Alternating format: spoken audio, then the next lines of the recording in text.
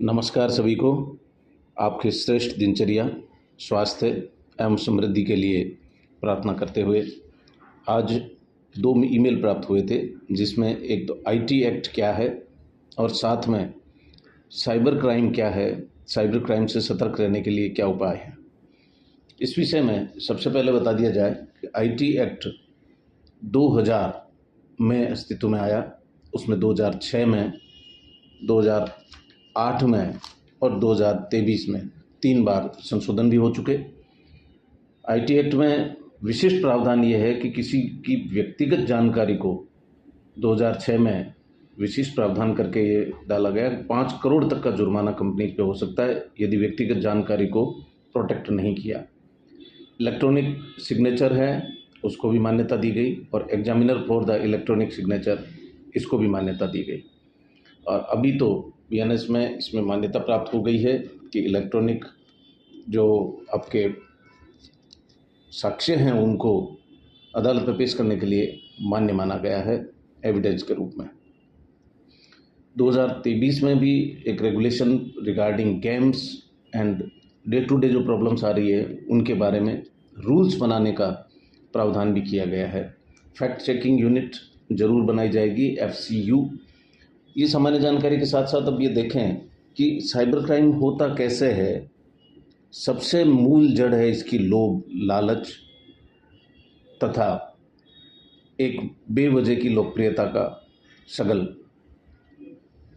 जो भी व्यक्ति साइबर ठगी करते हैं, साइबर क्राइम करते हैं, वो आपकी इसी कमजोरी को भुनाते हैं, लोभ को, लालच को, असावधानी को, और साथ में आपकी किसी न किसी मानसिक रूप से जो विकृति है उसको वो पहचान करके और उसके लिए वो गेम खेलते हैं, आपके साथ में धोखा करते हैं, आपके साथ में आप ही को जाल में फंसा करके। आज तो डिजिटल अरेस्ट तक के सामने आई है।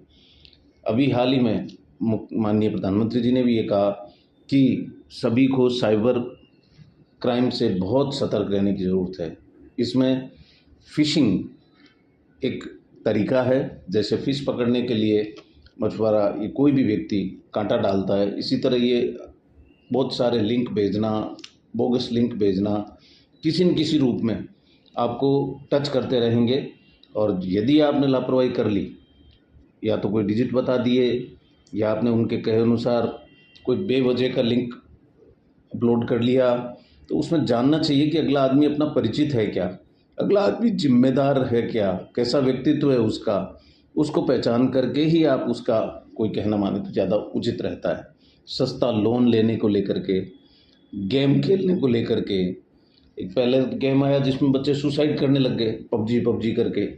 इसी तरह आजकल हालांकि इसमें इनबिल्ट आपके मोबाइल्स में जितनी भी कंपनियां हैं, इसमें विशिष्ट सावधानी बरतने के लिए स्कैम या स्पैम करके लाल पट्टी आ जाती है और साथ में ये बताते हैं भाई इस नंबर से सावधान रहें, ये फिशिंग के लिए है या आपको साइबर क्राइम करने के लिए यूज़ किया जा सकता है। एटीएम तक के क्लोन बनने लग गए। वहाँ जा कर के कोई भी व्यक्ति कुछ गड़बड़ करके और दूसरे को कहते हैं कि तुम्हारा एटीएम काम नहीं करता, देखो मैं मेरे वाला इंसर्ट करता हूँ, और वो आपकी जो सीक्रेट डिजिट है 4 उनको रीड कर लेता है और उसके बाद में पैसा निकाल लेना, ऑनलाइन शॉपिंग करके पैसा निकाल लेना आदि चीज़ें आई है। तो इसमें आप एक तो अगर आपका पीसी कंप्यूटर यूज़ करते हैं तो आप अपना एंटीवायरस सॉफ्टवेयर ज़रूर अपडेट रखें, प्रोटेक्टेड करेगा वो आपको। हैकिंग से, फिशिंग से, इनसे बचने की कोशिश करें। मेलवेयर हमले भी होते हैं आजकल, तो इन मेलवेयर हमलों से भी मैसेज की जो बौछार आती है उससे आप ना घबराएं तथा अनावश्यक रूप से उनको एंटरटेन नहीं करें तो ज़्यादा बढ़िया है। क्रेडिट कार्ड है, आपकी अपनी जन्म तिथि तथा बैंक डिटेल आदि किसी अननोन पर्सन के साथ में शेयर नहीं करें जब तक कि वो आवश्यक हो नहीं। तो अगर वो आवश्यक नहीं है तो कतई आपको शेयर नहीं करनी है। इसके साथ साथ डाटा आपका उड़ा दिया जाना, इसमें राष्ट्रीय आपात कोस्टारिका एक ऐसा देश है जिसमें कोस्टारिका में राष्ट्रीय आपात घोषित करना पड़ा साइबर क्राइम को लेकर के। अब इस रूप में आपको 2-3 इस तरह की साइट्स हैं मेलिसा, आई लव यू, नीमड़ा, ये एक ऐसी साइट्स हैं जो कि, और रूस में एक साइबर क्राइम करने के लिए DDoS, अन्यथा आपके और सारी ऐसी साइट्स मिल जाएगी जो कि आपको इस चुंगल में फंसा सकती है। कोई भी व्यक्ति सस्ता लोन देने के लिए, फ्री ऑफ चार्ज कुछ उपलब्ध कराने के लिए, आपकी लॉटरी लग जाने के बारे में, आपको लक्की या कोई बोनस मार्किंग देने के लिए, या और किसी भी जाल में फंसाते हैं, तो उस समय आप नहीं फंसिएगा।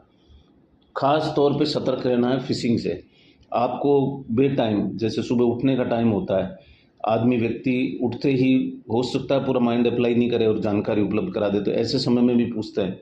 वो लोग जो साइबर ठगी करते हैं, अभी राजस्थान में भरतपुर में आईजी साहब के नेतृत्व में एक बहुत बड़ा अभियान चलाया गया, जिसके अंदर एंटीवायरस, मतलब इसमें जितने भी लोग साइबर ठगी कर रहे हैं कोई बहुत ज़्यादा एजुकेटेड नहीं है, परंतु वो लोगों की साइकोलॉजी को पढ़ गए। आपका अपना फेसबुक, आपका अपना अकाउंट ये बता देता है कि आप किस नेचर के आदमी हैं। सेक्सटॉर्शन की घटना हो रही है, व्हाट्सएप कॉल पे करके उसको मैनिपुलेट करके और इस तरह के वीडियो बना के और के वायरल करेंगे, ये धमकी दे करके।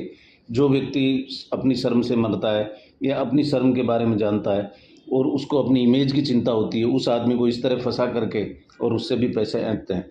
मेन काम है उन लोगों का लालच, और सामने भी लालची व्यक्ति मिल गया, उसको लोभ दे दिया, और उनका तो पैसों के प्रति ओरिएंटेशन रहता है, एकमात्र ओरिएंटेशन पैसों के प्रति रहता है।